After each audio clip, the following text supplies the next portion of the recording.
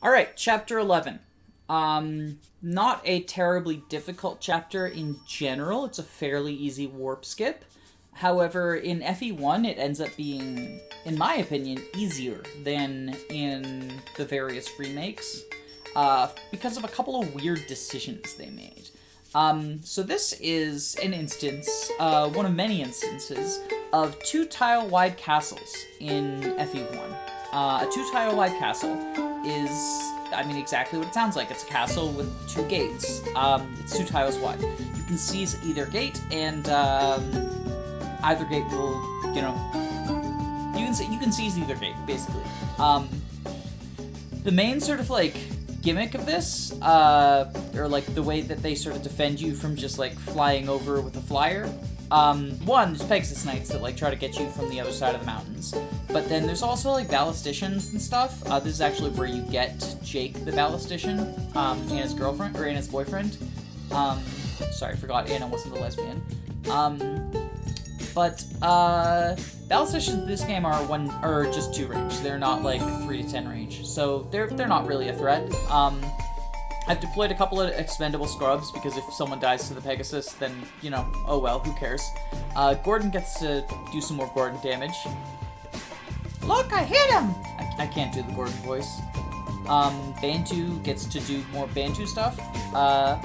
And we are recruiting 2 characters, one of whom I already talked about, Jake. Or rather, didn't talk about him. Ballisticians are supposed to be a cross between Armor Knights and Archers. They have weird, like, specialized 2-range weapons, all of which are really bad in...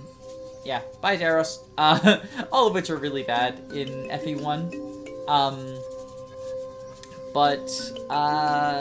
Yeah, so, most of which don't even deal fucking effective damage to flyers. Which, like, is also the case for FE11, but in FE11, they're just, 3 to 10 range.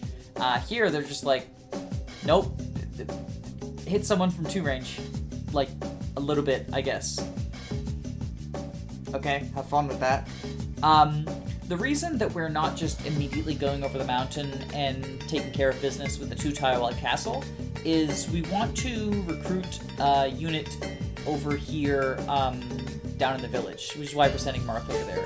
One of the most important units for the run. She is... There's sort of like the trifecta of units is what it's going to be, is like Boss Killer, plus Boss Killer Assistant, plus Warper. And she is Boss Killer Assistant. That's Linda, who, much like Maria, you probably think of if you've only played FE11, as being a pretty bad unit. She's, like, joins really, really low level. She has access to Aura, but, like, her magic stat is Garbo, so, Merrick or Wendell or Boa are probably hitting harder with spells that are not Aura. In this, however, Aura is an incredibly good tome. It is 20 damage, hits on the 0 resistance, so guaranteed 20 damage. Because the HP caps, even for enemies, are so low, 20 damage is a lot. If you are able to double, which you're probably not because Aura weighs a lot, you are almost certainly going to one-round things. But even if you're not able to double, just dealing 20 damage is super, super valuable in both a vanilla context and a 0% context, especially a 0% context, because she can set up boss kills later on, even with Minerva's incredibly stat-boosted, nearly capped stats. There's gonna be bosses that pose a danger to her. There's a few in particular that are really, really, really scary. Especially Camus is a big one. And then some of the barons, some of the dragons will...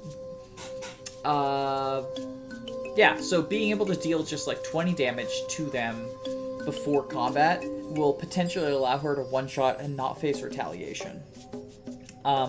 We get to see the very, very creepy slave master trying to sell Linda to Marth, and he refuses to purchase her, so she decides to serve him.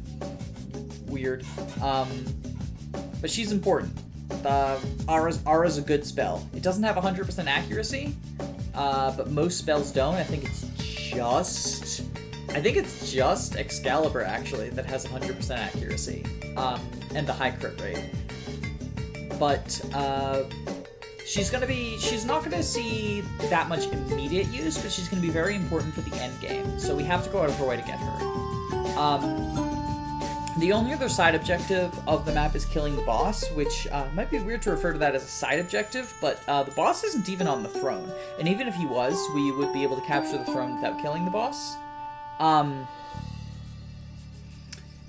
The boss drops a stat booster. I believe it's an energy drop, and we want to get every stat booster we can get our hands on to feed them to Minerva. So we gotta kill him. He's a little annoying. He's a Manakete. Manaketes are hard. And you know, as I mentioned, the sort of incentive to not fly your flyers over the mountain is there's a bunch of anti-air, specifically in the form of bows. I don't know why I keep specifying that, because again, ballistas just are not anti-air in this game. It's weird. But yeah, they try to discourage you from killing. So yeah, I need Minerva to counter this guy. She needs to get a crit in order to kill the boss. Which is, you know, it's a thing. She recruits Jake, who is the reason the two-tile castle is relevant is Jake is on the fucking throne. So you don't even have to kill either of the ballisticians on the throne. Oh, I thought Minerva needed a crit. I guess she didn't. But she gets the power ring, which is a plus strength item. And with the boss out of the way, and that stat booster acquired, channel icon Lena can warp Marth to the castle, and we can seize. Ta-da!